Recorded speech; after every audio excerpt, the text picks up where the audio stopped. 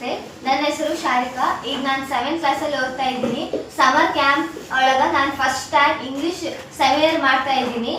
ಈಗ 7th class ಒಳಗೆ healthy life first lesson ಇರೋದು ಹೆಲ್ದಿ ಲೈಫ್. ಅದ್ರ ಬಗ್ಗೆ ನಾನು ಇಲ್ಲಿ ಮಾಡ್ತಾ ಇದ್ದೀನಿ. ಫಸ್ಟ್ ಮೀನಿಂಗ್ಸ್ ಬರ್ಕೊಂಡ್ಬಿಡೋಣ ನಾವು. ಈಗ ನಾವು ಮೀನಿಂಗ್ಸ್ ಬರ್ಕೊಂಡಿದ್ವಿ. ಈಗ ಪಾಠ ಕೇಳ್ತಾವ್ರಿ.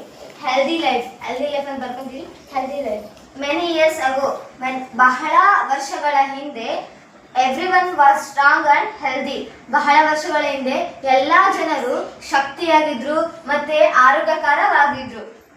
They eat varieties of food and love fruits and vegetables. ಅಂದ್ರೆ ಅವರು ದಿನಾಲು ವಿಧವಾದ ಹಣ್ಣುಗಳು ತರಕಾರಿಗಳು ತಿನ್ನೋದ್ರಿಂದ ಅವ್ರು ಶಕ್ತಿಯುಕ್ತ ಆರೋಗ್ಯಕರವಾಗಿದ್ರು. They took daily exercises and enjoyed walking, running, playing and leaping about. ಅಂದ್ರೆ ಅವರು ದಿನಾಲು ಯೋಗಗಳನ್ನು ಮಾಡ್ತಿದ್ರು, ವ್ಯಾಯಾಮಗಳನ್ನು ಮಾಡ್ತಿದ್ರು, playing,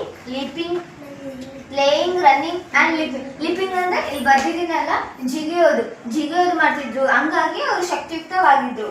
the earth was the healthiest place you could imagine. ಅಂದ್ರೆ ನಮ್ಮ ಭೂಮಿ ಅಷ್ಟು ಆರೋಗ್ಯಕರವಾಗುತ್ತೆ ಅಂದ್ರೆ ನಾವು ಕಲ್ಪನೆ ಕೂಡ ಮಾಡ್ಕೊಳಕ್ಕಾಗಲ್ಲ, ಇಮ್ಯಾಜಿನ್ ಕೂಡ ಮಾಡ್ಕೊಳಕ್ಕಾಗಲ್ಲ, ಅಷ್ಟು ಆರೋಗ್ಯಕರವಾಗಿತ್ತು ನಮ್ಮ ಭೂಮಿ.